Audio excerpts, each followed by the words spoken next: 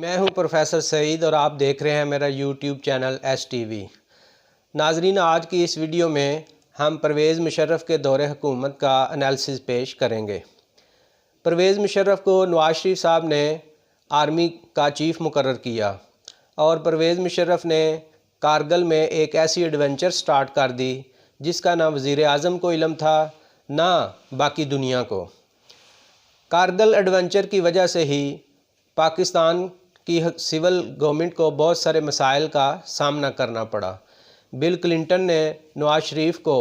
America बुलाया और नवाज शरीफ को इंडिया के साथ हालात को नॉर्मल करने का आर्डर जारी किया। चारों नाचार नवाज शरीफ को बिल क्लिंटन की ये बात मानना पड़ी। इस वजह से आर्मी और नवाज शरीफ के दरमियान तल्लुकात ख़राब हो गए और नवाज शरीफ ने एक गलत तरीके से आर्मी चीफ़ यानी जनरल परवेज़ मुशर्रफ को उनके ओहदे से हटाने की कोशिश की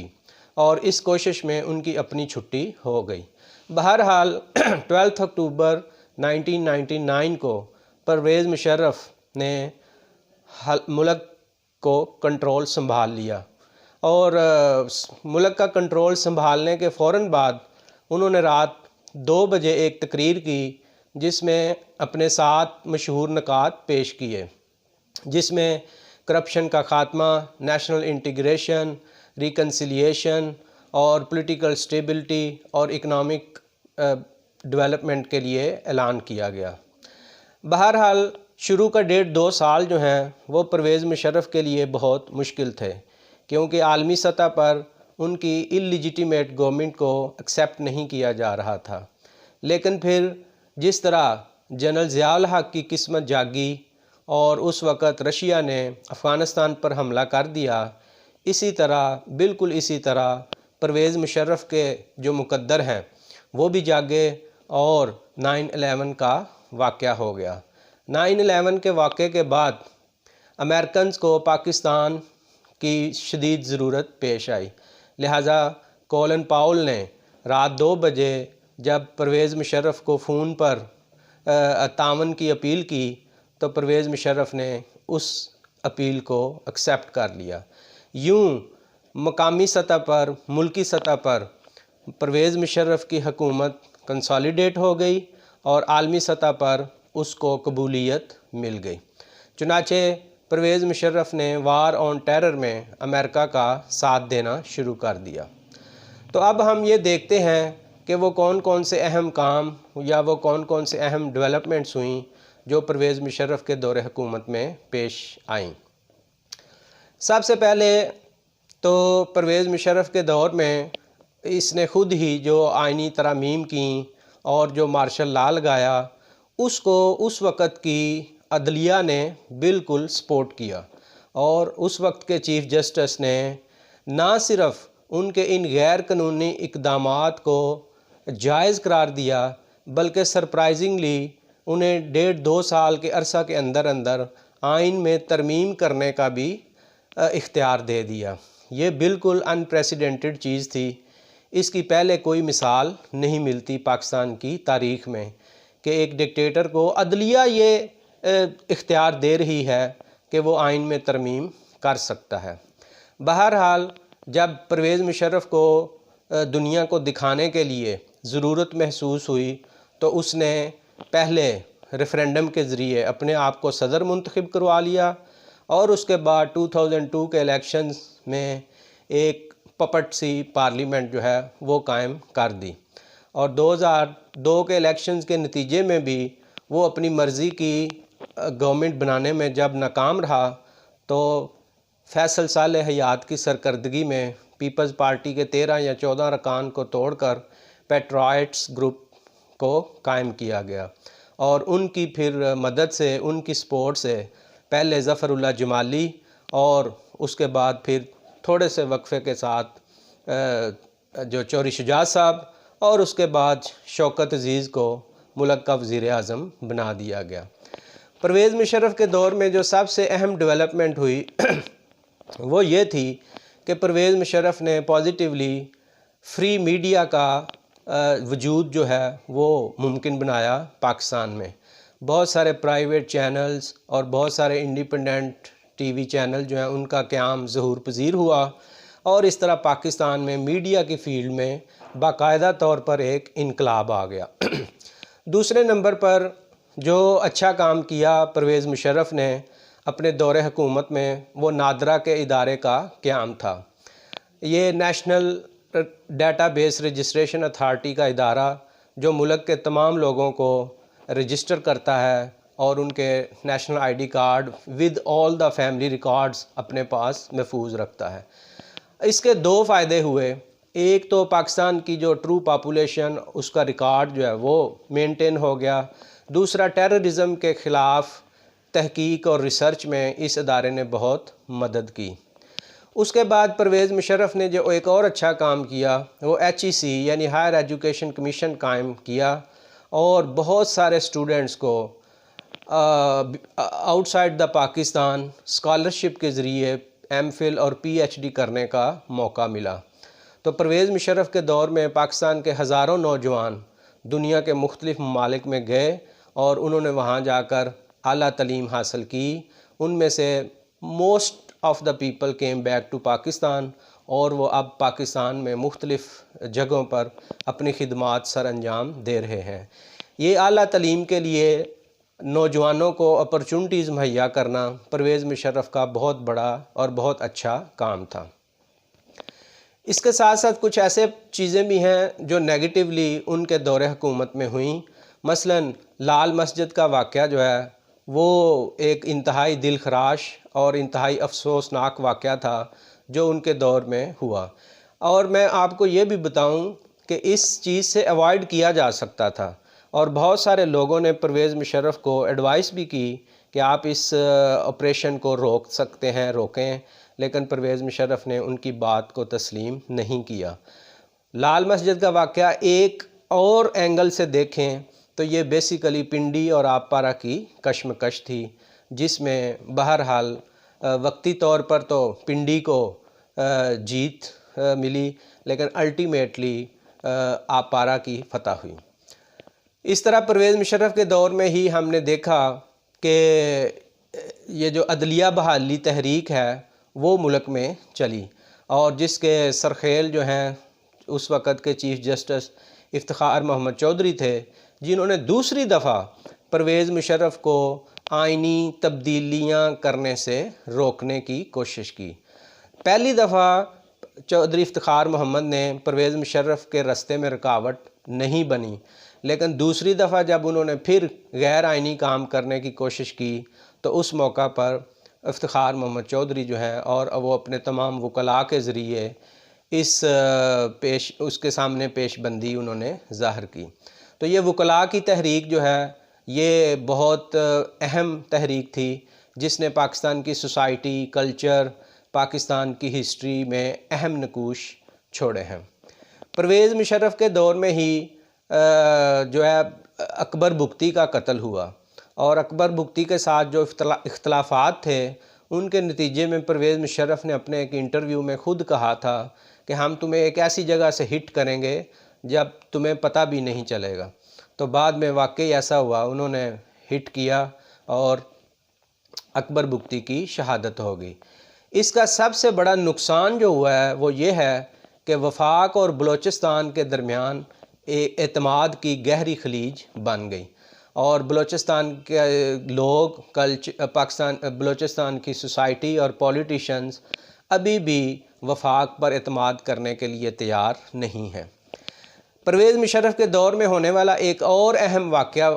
जो है वो बहुत सेंसिटिव था और वो ये था कि अमेरिकन्स और दूसरी दुनिया ने ये एलिगेशंस लगाए कि पाकिस्तान अपनी न्यूक्लियर टेक्नोलॉजी है वो नॉर्थ कोरिया को सप्लाई कर रहा है और जब चीज़ें सामने आईं तो वाकई ये साबित हो गया कि यहाँ से कुछ ऐसे अहम पॉइंट्स जो हैं वो एक्सपोर्ट किए गए हैं जो कि न्यूक्लियर प्रोलिफरेशन में मदद दे सकते हैं। तो उस मौका पर फिर परवेज़ मुशर्रफ ने ये सारे का सारा मुद्दा मरहूम डॉक्टर अब्दुल कदीर ख़ान के सर थोप दिया और कहा जी इसमें गवर्नमेंट की कोई इन्वॉल्वमेंट नहीं है, बल्कि ये तो इंडिविजुअली एक ही खान नेटवर्क जो है उसका काम है। लिहाजा परवेज़ मुशर्रफ के दौर में डॉक्टर अब्दुल कदीर ख़ान को टीवी पर आकर कौम से माफ़ी मांगना पड़ी, जिसकी वजाहत उन्होंने बाद में अपने कई इंटरव्यूज़ में की और कहा कि मुल्क की खातर और मुल्क के इस्तेहकाम की खातर और इसके अच्छे मुस्तकबिल के लिए मैंने ये माफ़ी मांग ली। बहरहाल ये बात तय है कि डॉक्टर अब्दुल कदीर ख़ान अकेले इस इतने बड़े काम में मुलव्वस नहीं थे। उसके साथ साथ परवेज़ मुशर्रफ के दौर में जो एक और अहम पेशरफ्त हुई वो उनकी इनलाइटेंड मॉडरेशन की पॉलिसी थी, जिसके तहत उन्होंने मुख्तलिफ़ शहरों में मर्द व ख़वातीन की दौड़ें, मर्द व ख़वातीन की रेस और ऐसे कल्चरल प्रोग्राम्स किए, जिसकी वजह से पूरे मुल्क में एक बहस चल पड़ी कि इनलाइटेंड मॉडरेशन है क्या चीज़ और मुशर्रफ किस तरह की कल्चरल और सोशल तब्दीली मुल्क में लाना चाहते हैं। इसको तवक्को के ऐन मुताबिक जो ऑर्थोडॉक्स पॉलिटिकल और रिलिजियो पॉलिटिकल पार्टीज़ थीं उन्होंने अपोज़ किया और यूं परवेज़ मुशर्रफ ने ख़ुद अपने इरादे से अपनी अपोजिशन को भी क्रिएट कर लिया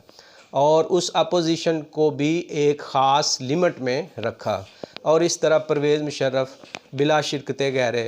बहरहाल वो मुल्क के इक़्तिदार पर काबज़ रहे। परवेज़ मुशर्रफ के दौर में कश्मीर के मसले का हल तलाश करने के लिए आउट ऑफ बॉक्स कोशिशें की गईं और एक मौका पर इंडिया और पाकिस्तान के दरमियान कश्मीर का इशू हल करने के लिए बिल्कुल ये फ़ैसले पर तकरीबन पहुंच चुके थे, जिसके लिए आगरा में दोनों हुकूमतों ने मुज़ाकरात किए, लेकिन एट द 11th आवर ये मुज़ाकरात नाकाम हो गए। कहा यह जाता है कि दरियाए नीलम को पाकिस्तान की उस वक्त यानी परवेज़ मुशर्रफ जो हैं वो दरियाए नीलम को इंडिया और पाकिस्तान के दरमियान कश्मीर की सरहद मान चुके थे और इसका यही फ़ैसला हुआ था कि दरियाए नीलम के इस तरफ पाकिस्तान को दे दिया जाएगा कश्मीर और रिवर नीलम के उस तरफ इंडिया को इसका कब्ज़ा दे दिया जाएगा। लेकिन बहरहाल ये जो मुज़ाकरात थे, जिन्हें हम आगरा मुज़ाकरात कहते हैं, वो कामयाब ना हो सके और एट द 11th आवर उनको सबूताज कर दिया गया। परवेज़ मुशर्रफ के डाउनफॉल में जो सबसे बड़ी रीज़न बनी वो अदलिया की तहरीक और उसके साथ साथ ये जो लाल मस्जिद का वाक़या है ये उनके डाउनफॉल की रीज़न बनी। लेकिन उससे भी जो मेन वजह थी डाउनफॉल की वो ये थी कि बेनज़ीर साहबा ने अमेरिका में जाकर मुख्तलिफ़ यूनिवर्सिटीज़ में और मुख्तलिफ़ फोरम्स पर ये लेक्चर दिए और उसमें अमेरिकन इस्टेब्लिशमेंट को इस चीज़ पर कन्विंस किया कि Musharraf is playing dual game with America. एक तरफ वो अमेरिकन को तालिबान के ख़िलाफ़ सपोर्ट मुहैया कर रहा है, लेकिन दूसरी तरफ वो तालिबान को बेसिक इंफॉर्मेशन प्रोवाइड कर देते हैं, जिसकी वजह से अमेरिकन अटैक्स जो हैं वो कामयाब साबित नहीं होते। तो ये जो डुअल गेम जो परवेज़ मुशर्रफ ने अमेरिका और तालिबान के दरमियान की, इसका जब अंदाज़ा अमरीकियों को हुआ तो उन्होंने फिर ये फ़ैसला कर लिया कि हम अब परवेज़ मुशर्रफ को ज़्यादा देर तक बर्दाश्त नहीं करेंगे। लिहाजा उन्होंने फिर पीपल्स पार्टी को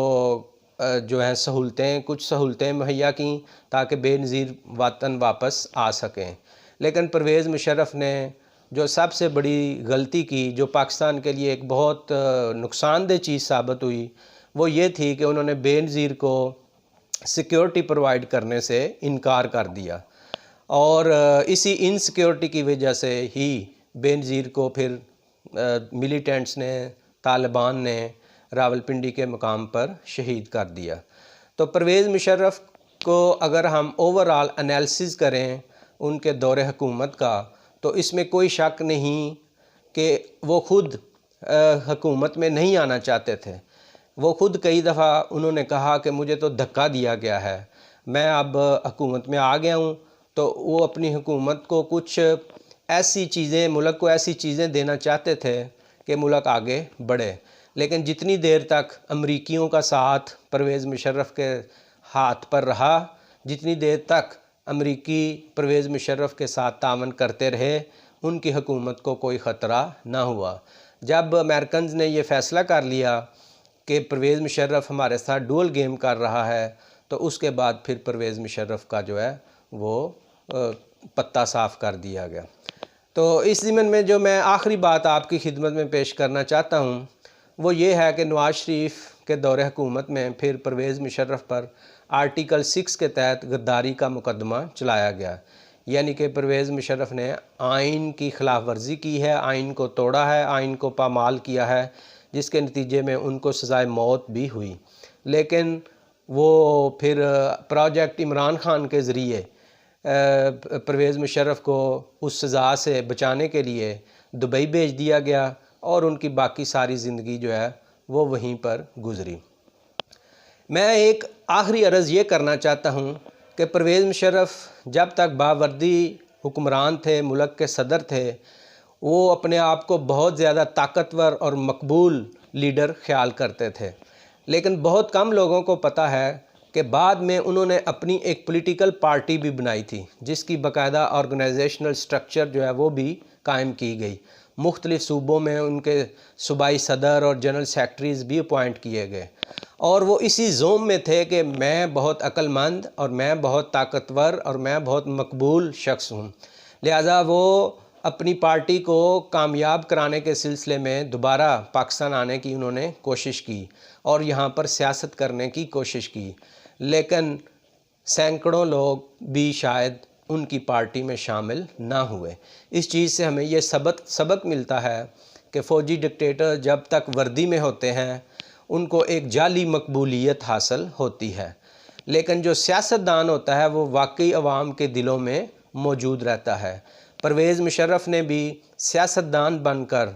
मुल्क में अवाम के दिलों में मकबूलियत हासिल करने की कोशिश की, लेकिन वो इसमें कामयाब नहीं हो सके। इस चीज़ में अक्लमंदों के लिए बहुत सारी निशानियां हैं। Thank you.